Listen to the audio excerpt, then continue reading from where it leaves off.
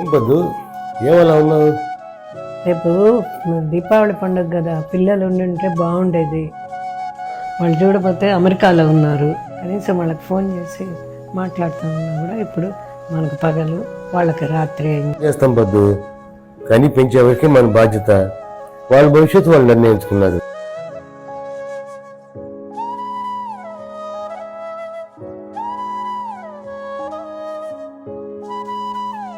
Album తెచ్చారా? పెద్దవాడు first తీసిన ఫోటో పొద్దు.